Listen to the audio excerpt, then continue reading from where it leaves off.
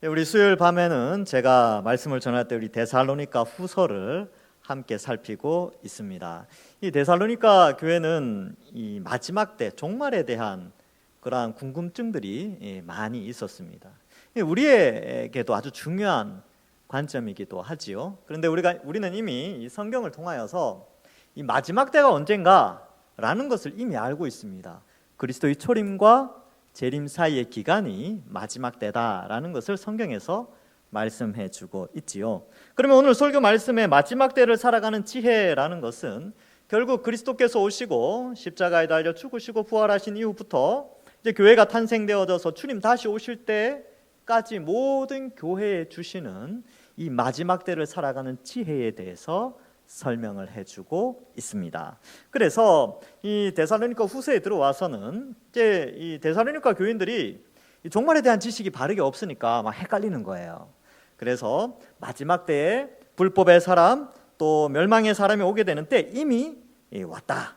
그리고 이미 활동하고 있다라는 것을 가르쳐 주면서 이미 마지막 때가 시작되었다는 것을 말해주고 있습니다. 그런데 이 마지막 때에 아주 중요한 특징이 앞에서 이제 설명되는데, 첫 번째는 2장 10절에 진리의 사랑을 받지 않는 자는 심판을 받아요. 이게 아주 중요합니다. 진리의 사랑을 받지 않는 자, 즉 진리를 거부하고 진리를 믿지 않는 자들은 심판을 받게 된다는 것이 2장 10절에 나오고, 2장 13절에 보면 진리를 믿는 자는 구원을 받는다라고 말하고 있습니다. 그래서 이 사도 바울이 이 편지를 쓰면서 이 진리를 받아들이느냐 안 받아들이느냐에 대한 문제를 이 마지막 때를 살아갈 때 아주 중요한 것으로 표현하고 있죠. 그래서 그 내용을 바탕으로 해서 13절 이하에서는 전통을 지키라라고 그가 전해준 하나님의 말씀의 전통을 강조하고 있습니다. 그래서 오늘 3장에 들어와서도 역시 그 하나님의 말씀의 전통을 지키는 것이 마지막 때를 살아가는데 아주 중요한 요소라는 것을 바탕으로 해서 1절부터 9절의 내용을 강조하고 있습니다. 3장 1절에 보면 끝으로 형제들아 라고 하는데, 너희는 우리를 위하여 기도하라 라고 표현하죠. 교회가 기도할 게 있다는 겁니다.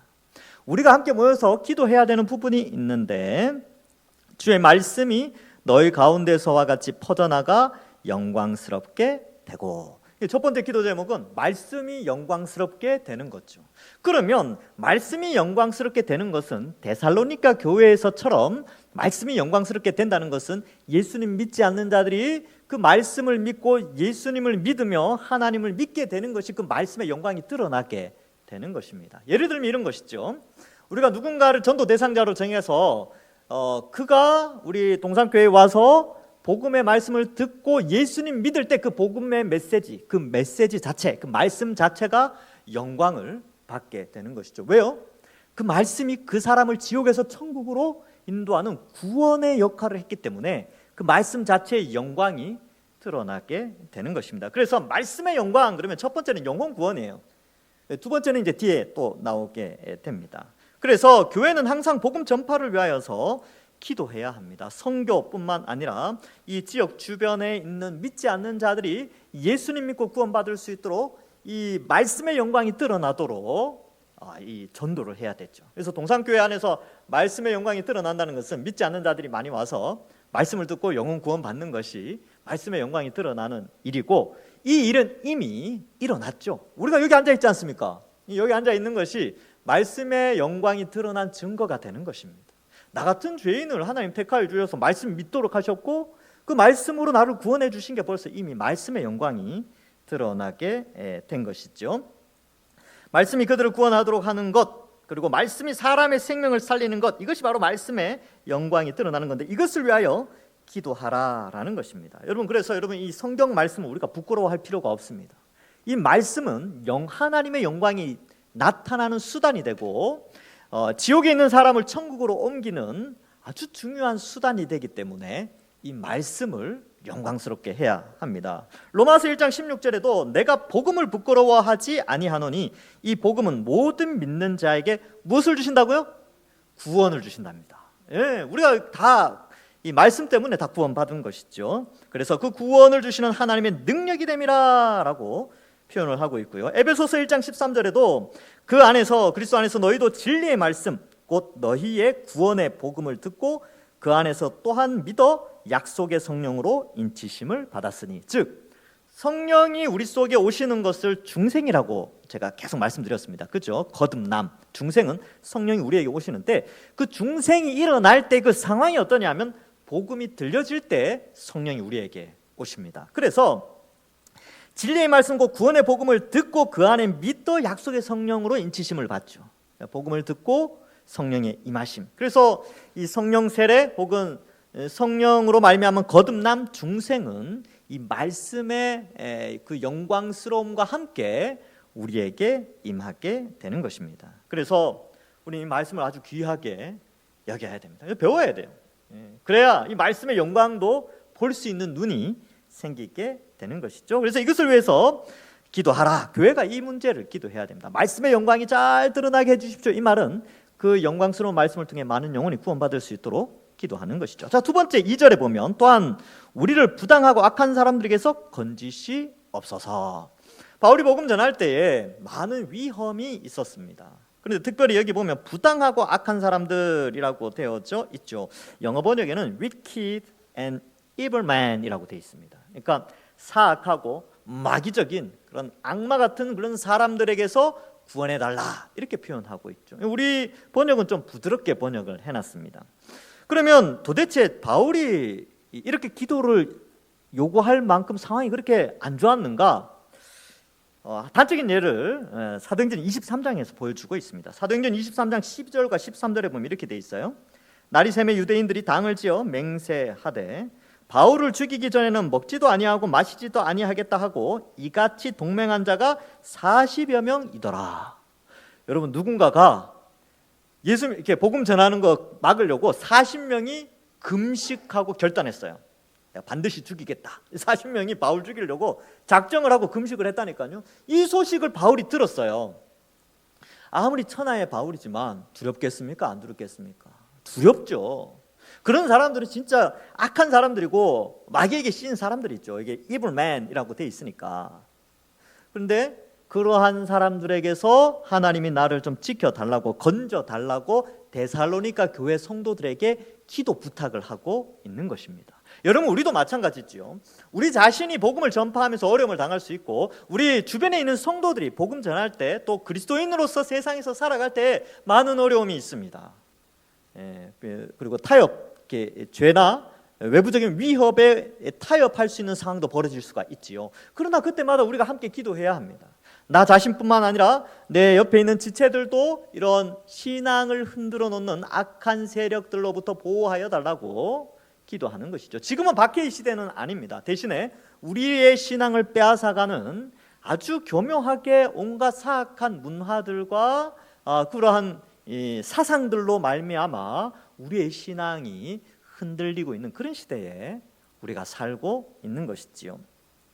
그래서 그러한 가운데 건짐을 받아야 됩니다. 특별히 여러분, 우리 다음 세대들을 위해서 기도 많이 하셔야 됩니다. 부당하고 사악한 이 세대에 악한 사람들이 많은 이 시대에 우리 다음 세대들, 영유치부 아이들, 또 유초등부 아이들, 중고등부, 청년부 다 보호받을 수 있도록 어른들이 기도해야 됩니다. 사도 바울도 기도 부탁했지 않습니까? 자기가 기도해도 되는데 데살로니가 교인들에게 기도를 부탁하는 것이죠. 우리 모두는 바로 이러한 기도를 통하여서 교회를 세워 나가게 되는 것입니다. 자, 그리고 2절에 보면 또 그런 표현도 나오죠. 믿음은 모든 사람의 것이 아니니라 이렇게 되어져 있습니다. 여러분, 우리가 가진 믿음은 80억 지구 인구 모두에게 주어진 게 아니에요. 지금 이제 세계 인구가 80억이 넘었죠. 근데 그 가운데 소수의 사람들만 10%도 안 되는 사람들이 예수님을 믿고 있는데 뭐 통계는 정확하지 않습니다. 더 적을 수도 있지요. 그래서 10%도 안 되는데 그 가운데 우리가 택함을 받았어요. 그러니까 이 믿음은 모든 사람들에게 주어진 것이 아닙니다. 왜 이것을 이야기하느냐면 하나님의 은혜로운 선택, 우리를 선택하셨다는 것을 강조하기 위해서 이 표현을 쓰는 것이죠. 그래서 우리는 택함을 받아서 복음을 믿고 있는 자들입니다. 그런데 여러분, 반대와 같은 느낌이 있는 구절도 있어요. 디모데전서 2장 4절에 보면 하나님은 모든 사람이 구원을 받으며 진리를 아는 데 이르기를 원하시느니라. 또 이렇게 돼 있단 말이죠.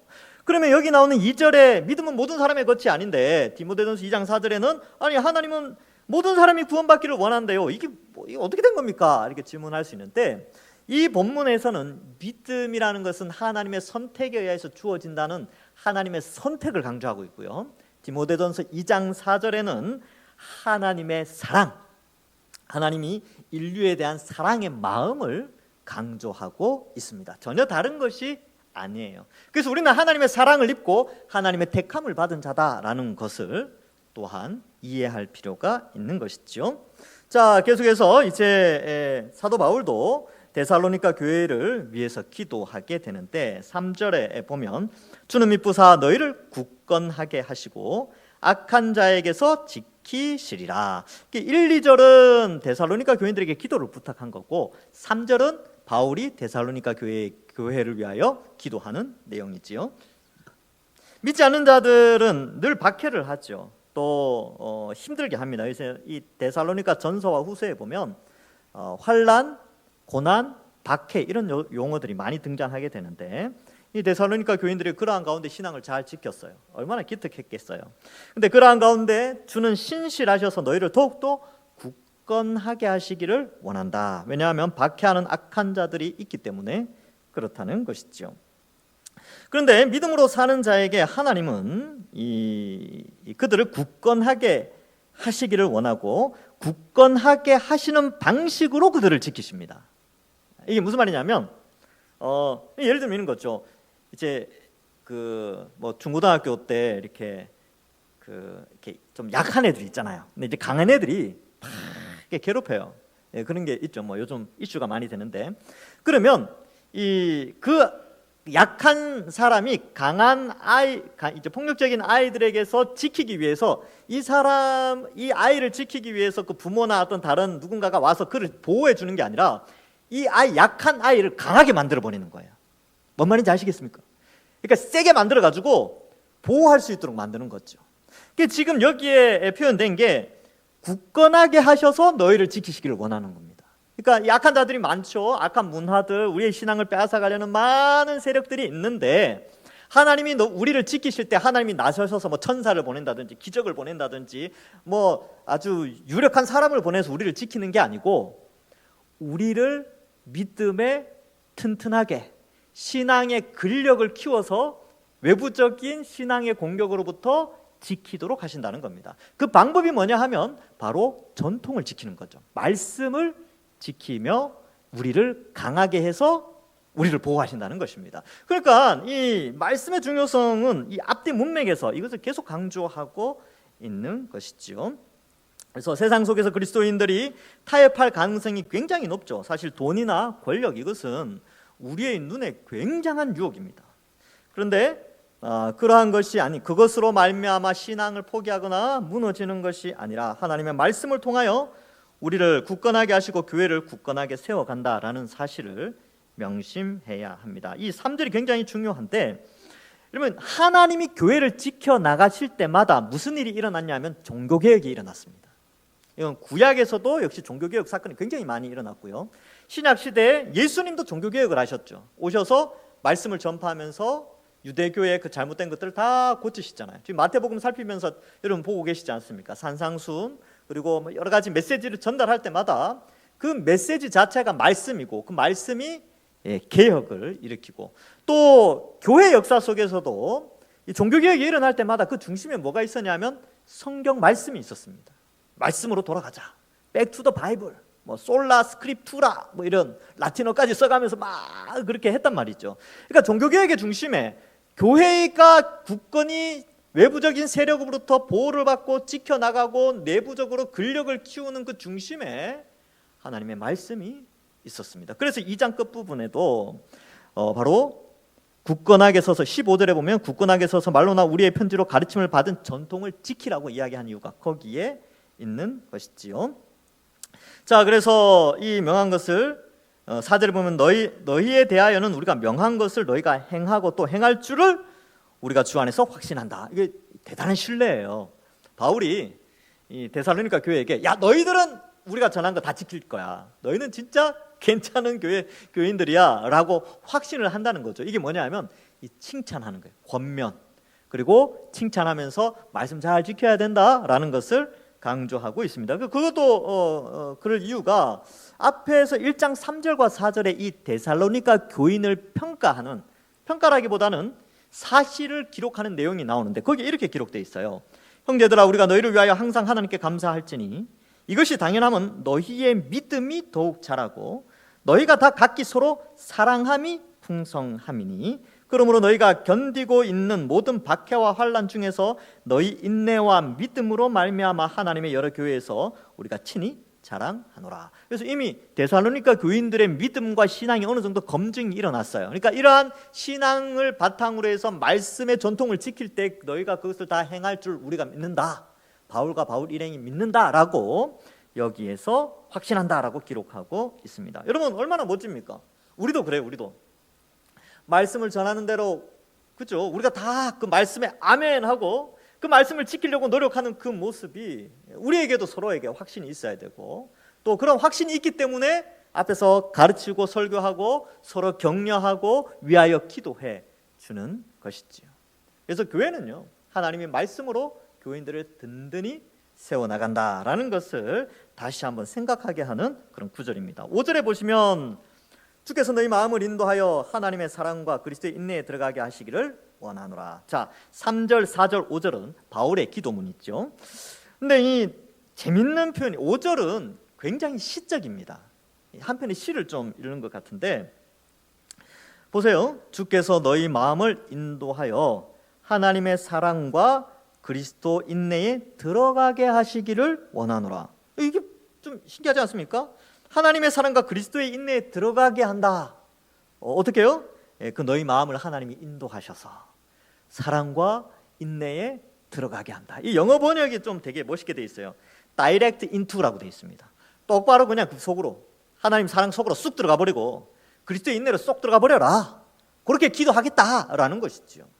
그러면 하나님의 사랑과 그리스도의 인내가 뭐냐? 왜 하필 여기에서 이 내용이 나왔는가라는 것이죠. 하나님의 사랑은 무엇입니까? 바로 영원한 형벌을 받고 지옥의 형벌을 받아 고통받을 수 없는 우리를 위하여 예수님을 이 땅에 보내어 주시고 우리 죄의 형벌, 죽음과 지옥의 고통과 수치를 대신하여 예수님이 십자가에 달려 죽으신 그 사랑이죠. 그래서 로마서에도 예수 그리스도의 십자가를 통하여 하나님의 사랑을 확증하셨다라고 표현하고 있습니다. 그 사랑을 나타내는 것이죠. 그래서 우리가 하나님이 우리 마음을 인도하셔서 하나님의 사랑으로 곧바로 쑥 들어가게 하시기를 원하는데 이 원리가 참 재밌어요. 원리는 여러분 우리 마음을 어떻게 인도합니까? 하나님이 성령 하나님 우리 속에 오셔서 우리 지성과 감정과 의지를 변화시켜 우리 마음을 인도해요. 여기 이제 계속 제가 중생이 일어나면 나타나는 것이라고 계속 말씀을 드렸어요. 익숙하시죠? 그래서 성령이 우리 속에 오시면 지성과 감정과 의지, 즉 인격이 완전히 변화되어서 마음이 움직여지게 돼요. 성령의 인도하심을 따라. 그래서 옛날에는 육체의 소욕을 따라 살아가는데 이제는 성령의 소욕, 성령의 인도하심을 따라 살아가면서 하나님의 사랑도 알게 되고 그리스도의 인내도 배우게 되는 것입니다. 그런데 성령이 무엇을 통해서 역사하십니까? 성령은 말씀을 통해서 역사하십니다. 그래서 이러한 말씀을 읽고 성령이 말씀에 감동 감화하여서 하나님의 사랑을 더욱더 깨닫게 하고 그리스도의 인내에 들어가게 하죠. 왜냐하면 환난이 있기 때문에, 그리고 그들에게 종말론적 가치관에 대한 오해가 있었기 때문에 바른 것을 가르쳐주기 위해서입니다. 그래서 데살로니가 교인들은 예수님 빨리 오실 줄 알았어요. 그래서 이렇게 이원론적이죠. 예수님 빨리 오시니까 이 땅의 것은 내버려 두고 신앙에 포커스를 맞춰야 되겠다라고 해서 나가서 원래 해야 될 일을 하지 않고 게으르게 주님 모시고 찬송하고 예배만 하고 있었다는 것이죠. 근데 이게 뭘 의미하느냐 하면 일반적인 삶의 터전에서의 사명 있지 않습니까? 우리가 각 일터에서 감당해야 될 사명이 있어요. 그렇죠? 근데 그 각 일터에서 감당해야 될 사명을 상실해 버린 거죠. 그래서 뭔가 열심을 내는 것 같은데 성경은 그들을 게으르다라고 평가하고 있습니다. 잘못된 종말론이 사람들 속에 들어가면요, 자기 일상생활에서의 사명을 망각하게 되고 이상한 판단을 하게 되는 것이죠. 그래서 이단들 보세요. 이단들 잘못된 종말론 때문에 어떻게 됩니까? 가정도 버리죠. 자기 일상의 사역지를 버린다니까요. 직장도 버리고 대학생들 같은 경우는 학교도 자퇴하고 그 단체 쑥 들어가가지고 거기서 막 활동하고 그래요. 주변에 이단들 많이 있잖아요. 왜 그러냐 하면 이 잘못된 종말론으로 인하여 그리스도를 기다리는 인내가 없어서 그렇습니다. 그리스도의 인내가 없으니까 바로 그러한 잘못된 판단을 하게 된 것이죠. 그래서 일반 삶 속에 우리의 사명을 상실할 때에 이러한 일들이 일어나고, 이 데살로니가 후서에도 그 부분을 지적하면서 게으름에 대한, 즉 이 게으름이라는 것은 마땅히 자기의 사명을 감당해야 되는 일터에서나 가정에서나 교회에서의 감당해야 될 사명을 던져버리고 주님 오시는 것만을 바라보면서 세상을 등지게 되는 그러한 형태를 게으름으로 표현하고 있습니다. 자, 그래서 6절에 보시면 그렇게 되어 있죠. 그리스도의 인내가 왜 나오느냐 하면 그런 이유 때문에 나왔어요. 우리도 마찬가지입니다. 주님 언제 오실지 몰라요. 인내해야죠. 인내. 그래서 인내하는 자세는 뭐냐면 일상생활의 사명을 잘 감당하시면 됩니다. 가정에서, 직장에서, 또 뭐 교회에서, 그렇죠? 6절에 형제들아라고 하면서 이제 주 예수 그리스도의 이름으로 너희를 명하노니 게으르게 행하고 우리에게서 받은 전통대로 행하지 아니하는 모든 형제에게서 떠나라, 이렇게 기록하죠. 게으르게 행하면 이게 영향력을 미쳐요. 그러니까 이 떠나라라고 한 것은 이게 버려야 되는 건데, 잘못된 종말론적 가치관이 교회 안에 들어와 버리면 그 영향력이 퍼져나갑니다. 저도 이제 빵을 참 좋아하는데 빵을 어디에 뒀는데 그걸 둔 거를 잊어버릴 때가 있어요. 그런 기억들 다 있으시지요. 예, 빵은 뒀는데 기억을 잃어버렸다가 다시 딱 빵을 딱 찾았어요. 그때 뭐가 있는지 살핍니까? 곰팡이가 있는지 살피잖아요. 살피는데 보면 곰팡이가 처음에는 조그만해요. 그러면서 이게 처음에 눈에 잘 안 띄지만 그거를 이제 버리지 않고 하루 이틀 놔두면 그 다음날 되면 더 커져 있습니다. 여러분, 여기 나오는 이 게으름과 전통대로 행하지 않는 이러한 사상들, 이단 사상들은요 순식간에 퍼져요. 그래서 빨리 버려야 됩니다. 빨리 끊어내야 되는 그런 요소들이 있어요. 그래서 여기서 떠나라라고 한 이유가 거기에 있는 것이죠. 잘못된 종말론적 사고 때문에 게으르게 행하였고, 결국 이 사상이 잘못되니까 행동으로 그것이 나타났죠. 그래서 받은 전통대로 행하지 않았어요. 지금 2장 15절에는 받은 전통을 지키라라고 되어 있는데 6절에서는 받은 전통대로 행하지 않은 형제에게서 떠나라라고 말하고 있습니다. 성경적 가르침을 믿지 않기 때문에 이런 삶을 살아가는 것이죠. 그래서 진리의 전통이라는 것이 그래서 중요합니다. 지금 시대, 2000년 전보다 지금이 더하면 되지 전통을 지키기가 너무 어려운 시대에 살고 있습니다. 그래서 이 진리의 전통을 받아들이지 않고 거부하는 사람, 그러니까 말씀을 거부하는 사람의 특징들이 있어요. 이 사람들은 성경적 가르침을 믿지 않습니다. 그리고 진리의 전통을 중요하게 여기지 않습니다. 뭘 중요하게 여기냐면 자기의 생각을 중요시 여겨요. 자기 생각이 옳다라고 판단하면 성경이 자기 생각과 맞으면 받아들이고 성경이 자기 생각과 다르면 받아들이지 않습니다. 그래서 마음이 굳었다라고 표현을 해요. 고집이 아주 세다라는 표현도 나오게 됩니다. 그래서 이 출애굽 때에 그 바로의 마음이 완악하였다라고 할 때 그 굳어짐의 의미와 신약 시대에 복음을 거부하는 자들의 그 굳어진 마음을 같이 연결시키고 있어요. 믿지 않습니다. 고집이 아주 센 거죠. 그래서 신앙에 대해서 많이 아는 것 같지만 말씀 읽기를 좋아하지 않습니다. 무지해요.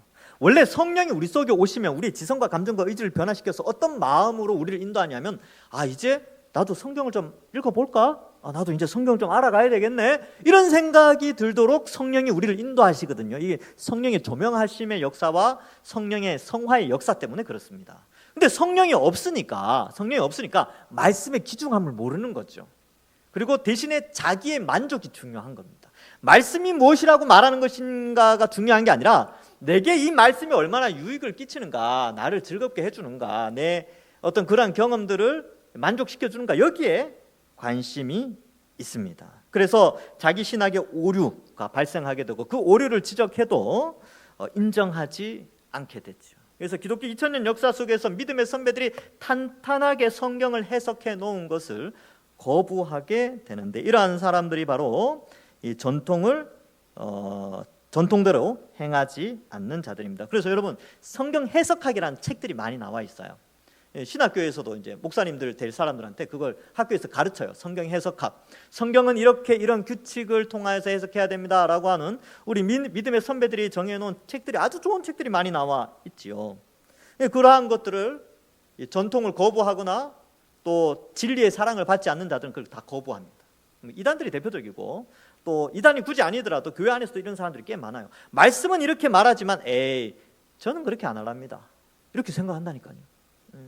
그리고 많은 사람들이 교회를 떠나가기도 하지요. 전통적인 교회를 떠나가서 자기 귀를 즐겁게 하는 그런 단체로 이동을 하게 되는 그런 안타까움도 보게 됩니다. 경험이나 느낌, 이런 꿈이나 이런 것들을 통하여서 진리를 분별하려고 하는데 그 모든 것들은 사실 다 주관적인 것이죠. 아무리 좋은 영향력을 미친다 할지라도 주관적인 것은 진리가 될 수가 없어요. 그래서 성급한 일반화의 오류가 발생하는데 그러면 그러한 오류를 방지하는 기준이라는 게 있을 거 아닙니까? 기준. 그 기준이 뭐냐면 성경이에요. 이 성경이 교회를 이때까지 이렇게 유지시켜 온 것입니다. 어느 개인의 체험이나 간증이 아니라 진리의 성경 말씀이 교회를 여기까지 2000년 기독교 역사 속에 순교의 자리에 이르기까지 그들의 신앙을 굳게 붙잡았던 것이 바로 이 성경의 말씀이지요. 근데 오늘날에는 더 이제 그러한 신비적인 체험뿐만 아니라 우리를 또 힘들게 하는 것들이 있어요. 뭐냐 하면 이 기독교 전통적인 신앙의 중요성보다 교회를 마치 이제 큰 마트와 같은 그런 개념으로 가는 거죠. 그러니까 성공하는 교회, 그러니까 숫자가 많이 불어나야 되는 그런 방향성으로 많이 가요. 옛날에는 불과 몇백 년 전만 해도요, 진리가 뭐냐, 구원받는 방법이 뭐냐, 이 문제로 종교개혁 시대 때 치열하게 싸웠어요. 그래서 구원은 믿음으로 말미암고 믿음으로 말미암아 의인이 되어 구원받는다, 이 논리에 치열한 싸움이 있었거든요. 지금은 어떤 싸움이냐면 어떻게 하면 교회가 성장할 것인가, 숫자를 불릴 것인가, 이 싸움을 하고 있어요. 이 싸움 가운데에서 교회는 또다시 한번 전쟁을 치르는데 숫자를 불리는 것이 아니라 교회의 본질인 진리의 메시지, 우리 믿음의 선배들이 가르쳐준 전통을 어떻게 지킬 것인가의 문제로 다시 접근해야 된다는 것이죠. 이 싸움이 우리에게 굉장히 있는데, 그래서 데이비드 웰스라는 아주 유명한 신학자가 있습니다. 제가 자주 인용하죠. 이분이 책을 많이 내지는 않는데 이분의 책은 진짜 탁월합니다. 제가 나중에 이제 생각은 하고 있어요. 북쉐어링을 우리 성도님들과 양육과정 6년 계획이 끝나면 7년째 안식년 때지만 이제 양육은 안식하지만 북쉐어링으로 이제 안식하려고 합니다. 그때에 제가 생각하는 책 중에 하나가 두 권의 책인데, 하나는 신학실종, 두 번째 책은 용기 있는 기독교라는 책입니다. 이 책 표지만 좀 보여드릴게요. 표지만 이렇게 생겼어요. 이렇게 생겼는데 거기에 이런 내용이 나옵니다. 월마트, 그래서 월마트 신학이라는 거예요. 오늘 제가 만들어낸 용어인데, 월마트 신학이 지금 교회 안에 들어와서 전통적인 신학을 무너뜨리고 있다는 것이죠. 그래서 월마트 신학이 뭐냐면 원래는 그래요. 고객의 소리가 중요하다. 고객이 원하는 것이 무엇인지 중요하다. 이것이 교회 안에 들어오면서 기독교 교리보다 고객의 소리가 교회의 중심의 자리를 차지하며 교회는 대형화되어 간다. 이렇게 기록하고 있어요, 이 책에서. 그래서 이 교회는 치열하게 이 싸움에 모든 것을 목회자든 교회든 다 여기에 투자하고 있는데, 정작 진리는 어디에 갔느냐, 이 문제를 다루고 정말 이러한 시대에 진리의 전통을 지키고자 하는 교회가 용기 있는 기독교를 추구하는 교회다. 이것은 이제 그 책의 어느 정도의 결론입니다. 그래서 오늘날 수많은 다양한 형태의 기독교 형태가 나타나는데, 저 책에서는 역사적 기독교, 성경적 기독교, 고전적 기독교라는 표현을 쓰면서 진리의 전통을 말씀으로 돌아가서 말씀을 연구하고 해석하고 성도들이 말씀으로 말미암아 양육되어지고 굳건하게 되어지는 그러한 어떤 편의로 이렇게 외부적인 환경이나 시설이나 이런 것들을 통하여서 구원의 평안함을 누리거나 교회의 어떤 컨텐츠를 통하여서 이 신앙을 견고하게 하는 것이 아니라 성경 말씀, 이것을 통하여 교인들이 견고해지는 바로 그 기독교가 역사적인 기독교요, 성경적 기독교요, 고전적 기독교인데, 이러한 교회로 우리가 개혁해야 된다. 그래서 신학실종이라는 책에서는 아주 명문장을 남겼어요. 지금은 부흥할 때가 아니라 개혁할 때다. 그렇게 이제 했죠. 그래서 이러한 것들을 볼 때에 여러분, 우리가 참된 교회가 뭘까? 이 마지막 때를 살아가는 교회에 주신 지혜가 뭘까? 이것을 깊이 생각해 볼 필요가 있는 것입니다. 그래서 이러한 성경을 바르고 이해하고 적용하는 이런 훈련들이 필요하죠. 그래서 말씀을 연구하는 그런 교회가 돼야 됩니다. 자, 그래서 이런 것들은 다 잘못된 것들은 다 버리고요. 7절에 보면 어떻게 우리를 본받아야 할지를 너희가 스스로 아나니 우리가 너희 가운데 무질서하게 행하지 아니하면. 자, 그러면 말씀이 영광을 드러내고 영향력 있게 나타내고 마지막 때에 지혜롭게 말씀을 지키고 살아가는 그 삶의 태도가 뭐냐? 교회가 본받아야 되는 그 사도 바울의 삶의 모습이 뭐냐? 우리가 추구해야 되는 이 마지막 때를 살아가는 지혜의 삶이 뭐냐? 첫 번째는 무질서하게 행하지 아니하는 거죠. 이 뭘 의미하냐면 그리스도인들이 세상 사람들로부터 질서 있지 못하다, 무질서하다, 저기 뭔가 좀 이상한데야, 이런 평가를 받으면 안 되는 거죠. 그래서 기독교인들은 늘 바르고 정직하며 질서 있고 약속도 잘 지키고 또 매너 있고 언어도 아주 고급스럽고 막 그래야 돼. 같이 쌍욕 막 하는데 나중에 나 이제 교회 가야 돼. 그래 봐봐요. 그게 얼마나 부끄럽습니까? 그래요. 욕 잘하는 그리스도인, 이거 이상하지 않습니까? 이런 게 바로 무질서한 것이죠. 그래서 질서 있게 행해야 되죠. 그래서 기독교인들의 거룩한 삶, 그래서 이러한 것들이 좀 중요하고요. 두 번째로는 8절에 보니까 누구에 쓰든지 음식을 값없이 먹지 않고 오직 수고하고 애써 주야로 일함은 너희 아무에게도 폐를 끼치지 아니하려 함이라. 이 맥락은 뭐냐면 이 다른 사람을 배려해서 폐를 끼치지 않으려고 일을 했어요. 그럼 이걸 원리적으로 갖고 오면 우리 그리스도인들도 다른 사람에게 폐를 끼치지 않도록 노력을 많이 해야 됩니다. 이 금전적인 문제든 육체적인 문제든 마찬가지죠. 그래서 기독교인들이 금전적으로 다른 사람에게 이렇게 피해를 끼친다는 것은 뭘까요? 그런 것들이 있겠죠. 그런 것뿐만 아니라 물리적인 것도 있어요. 그리스도인들 말이 교회 다니는 사람들 뺀질뺀질거리고 일도 안 하고 일 남한테 다 맡기고, 그죠? 나 교회 가야 돼 그러면서 이제 하고 이제 남한테 일 다 맡기고 그런 사람들이 있다는 거죠. 그래서 그렇지 않고 일도 열심히 해, 남들보다 더 열심히 하고 다른 사람이 못하는 일까지 때로는 해줄 수 있는 그런 여유. 그리고 여기에 이제 먹는 문제가 나는데 음식도 좀 잘 사야 돼요. 예수 믿는 사람이 좀 마음이 넓어야죠. 좀 베풀 줄도 알고 그래야 됩니다. 불신자들한테 전도 그냥 되지 않아요. 그래서 제가 전도 잘하시는 분들 이렇게 예전에 이렇게 만나 보니까 그래요. 돈을 많이 쓰시더라고요. 잘 베푸시더라고요.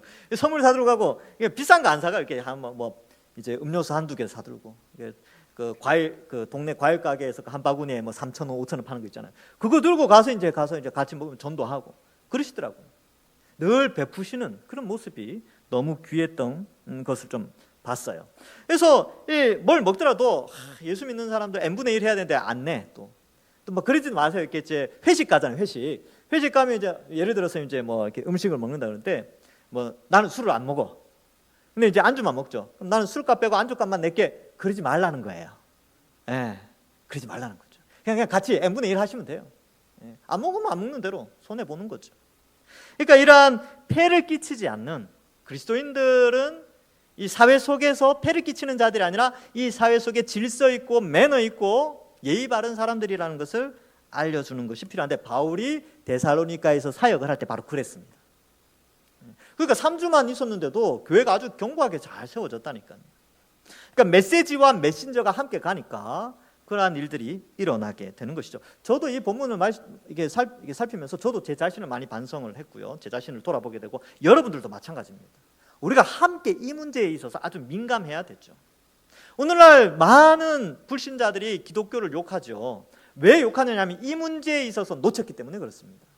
무질서했고 폐를 끼쳤고 매너가 없었고 예의를 잃어버렸기 때문에 비난을 받게 됩니다. 그러나 기독교인들이 질서 있게 남들에게 폐를 끼치지 않고 오히려 덕을 끼치는, 폐가 아닌 덕을 끼치는 그런 영향력을 나타낼 때에 말씀의 영광이 드러나게 되는 것입니다. 자, 그래서 이 사도 바울이 열심히 일을 했죠. 그래서 폐를 끼치지 않으려고 열심히 일을 했어요. 사도행전 18장 1절부터 3절에 보면 이런 내용이 나옵니다. 그 후에 바울이 아덴을 떠나 고린도에 이르러 굴라라 하는 본도에서 난 유대인 한 사람을 만나니 클라우디오가 모든 유대인을 명하여 로마에서 떠나라고 한 고로 그가 그의 아내 브리스길라와 함께 이달리아로부터 새로 온지라. 바울이 그들에게 가매 생업이 같으므로 함께 살며 일을 하니 그 생업은 천막을 만드는 것이더라. 바울은 천막 만드는 그런 사람이었죠. 그래서 그 일을 하면서 고린도에서도 열심히 일을 하게 됩니다. 자, 그래서 9절에 우리에게 권리가 없는 것은 아니지만 너희에게 본을 보여서 우리를 본받아서 예수님 믿지 않는 자들에게 수고하고 헌신하며 노력해서 그들이 예수님 믿도록 우리가 보인 본을 너희도 보여야 된다라는 것을 말해주고 있는 것입니다.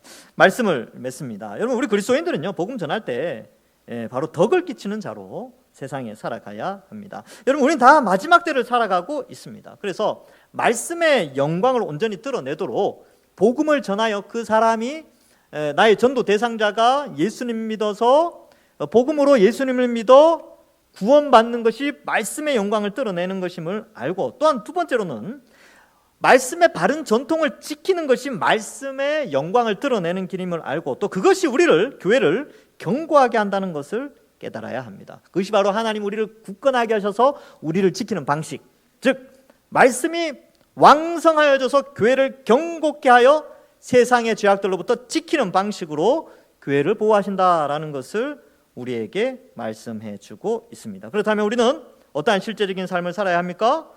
질서 있게, 그리고 다른 사람에게 덕을 끼치며 바로 마지막 때를 살아가는 지혜가 우리에게 필요하다는 것을 말씀해 주고 있습니다. 아무쪼록 이 자리에 오신 여러분들, 마지막 때를 살고 있습니다. 주님 언제 오실지는 알지 못하지만 오늘 말씀처럼 우리가 기도하고 또 삶에 또 말씀을 가까이 하면서 또 성경 읽는 것, 제가 이제 오늘 성경 읽는 것 통계를 쭉 내봤는데 많이들 읽으셨습니다. 많이 읽으신 분들이 있고, 또 작년보다 더 많은 숫자가 성경을 읽으셔가지고 작년보다 상품의 질은 조금 떨어질 것 같아요. 예산은 정해져 있는데 예상보다 훨씬 많이 읽으셨으니까 그래서 의미가 있잖아요. 제가 얼마나 기뻤는지 몰랍니다, 오늘. 그래서 더욱더 우리 이곳에 계신 모든 분들 말씀을 사모하시면서 마지막 때에 지혜롭게 견고하게 서서 하나님께 다 칭찬받으시고 큰 상급은 하늘에서 다 받으시는 우리 모든 주의 백성들 되기를 주님의 이름으로 간절히 축원합니다. 기도하겠습니다. 하나님 감사합니다. 우리를 택하여 구원하여 주시고 이 마지막 때에 지혜로운 자들로 세워주시니 감사합니다.